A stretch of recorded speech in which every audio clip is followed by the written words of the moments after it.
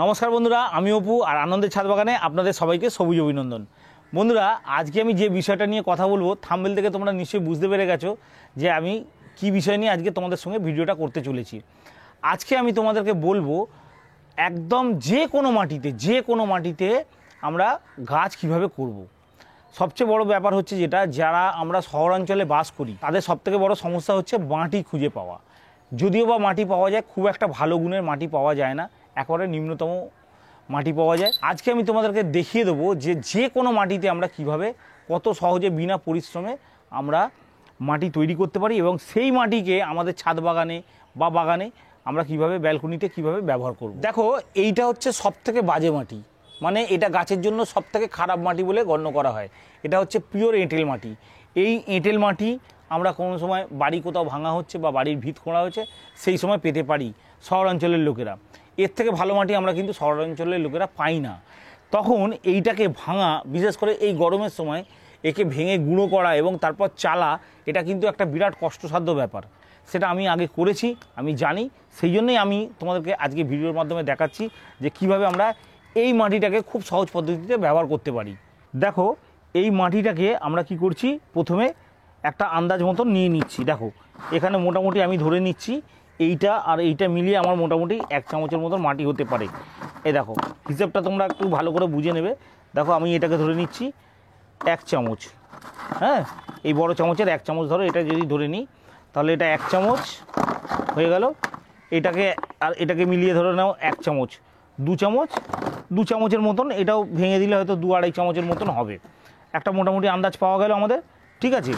এবার এর সঙ্গে সমপরিমাণ নেবো সাদা বালি। দেখো, আমি এখানে সাদা বালি রেখে দিয়েছি। সাদা বালি নেবো সমপরিমাণ। এতে আমি নিয়ে নেবো 2 চামচ থেকে একটু বেশি।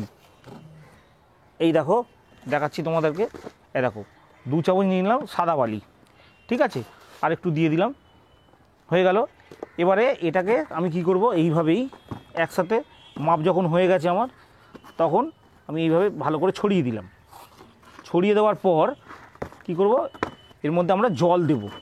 এরপর দেখো, এর মধ্যে জল দিয়ে দিচ্ছি, ভালো করে জল দিয়ে ভিজিয়ে দিতে হবে, ঠিক আছে।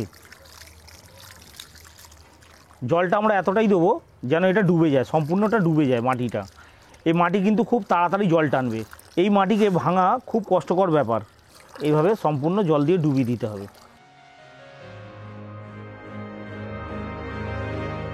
হয়ে গেছে, মোটামুটি ডুবে গেল। এবার আমরা একে ছেড়ে দেবো এইভাবে। প্রথমবার যে জলটা দিয়েছিলাম সেই জলটা সম্পূর্ণ শুষে নিয়েছিল, আমাকে আরও একবার জল দিতে হয়েছিল।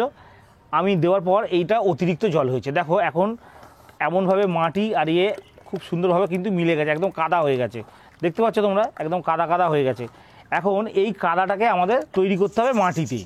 6 থেকে 8 ঘন্টা ভিজিয়ে রাখার পর কিন্তু সম্পূর্ণ মাটি একদম পাঁকে পরিণত হবে, মানে একেবারে কিন্তু নরম তরল হয়ে যাবে। তার সঙ্গে যেহেতু সাদা বালিটা দেওয়া আছে, ওটাকে আমার মতন এইভাবে হাত দিয়ে গুলে নিতে হবে। দেখো, গুলে নিলে কী হবে, মাটি এবং সাদা বালি দুটো একসাথে ভালো করে মিশে গেল।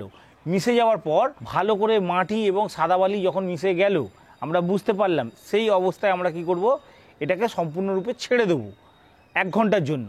1 ঘন্টা ছেড়ে দিলে কি হবে, যা মাটি আছে সব থিতিয়ে নিচে চলে আসবে, বালি যা আছে থিতিয়ে নিচে চলে আসবে।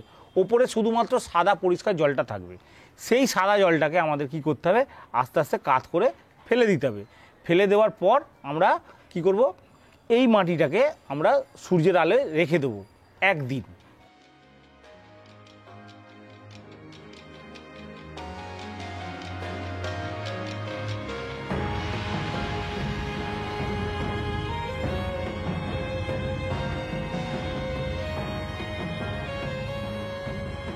মাটিটা শুকাবার পর কিরকম তৈরি হলো চলো দেখে নিই। এরপর দেখো, মাটিটা মোটামুটি ভালোই শুকিয়ে গেছে। আমরা কি করব, এটাকে নিয়ে আস্তে আস্তে এরকম চালনির মধ্যে দিয়ে দেবো, ঠিক আছে। চালনির মধ্যে দিয়ে হালকা করে চাললেই আমাদের কিন্তু হয়ে যাবে। এবার এই যে দানাগুলো দেখা যাচ্ছে, এগুলো কিন্তু ভেঙে যাবে। একটু হাতে দিয়ে এরকম করে ঘষে দিলেই ভেঙে যাবে। দেখো, এগুলো হাত দিয়ে ঘষলেই ভেঙে যাবে। এইভাবে আমরা আস্তে আস্তে সব চেলে নেবো।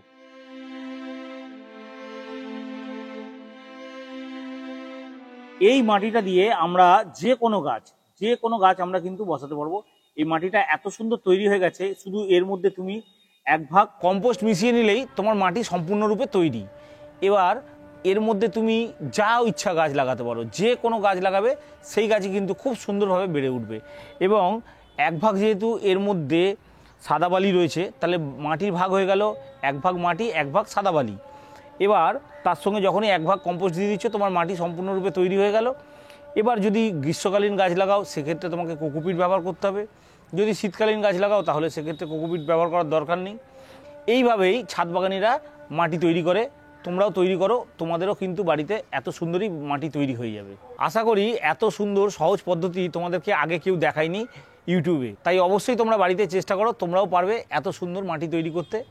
এছাড়াও বন্ধুরা, তোমাদের যদি কোনো প্রশ্ন থেকে থাকে তোমরা আমাকে কমেন্ট বক্সে জানাতে পারো, অথবা আমার হোয়াটসঅ্যাপ নম্বর হচ্ছে, হোয়াটসঅ্যাপ নম্বরেও জানাতে পারো, আমি তোমাদেরকে উত্তর দিয়ে দেবো। আর বন্ধুরা, ভিডিওটা যদি ভালো লেগে থাকে তাহলে একটা লাইক করে দিও, বন্ধুদের সাথে শেয়ার করো। আর তুমি যদি আমার চ্যানেলে নতুন হয়ে থাকো তাহলে অবশ্যই চ্যানেলটা সাবস্ক্রাইব করে রেখো।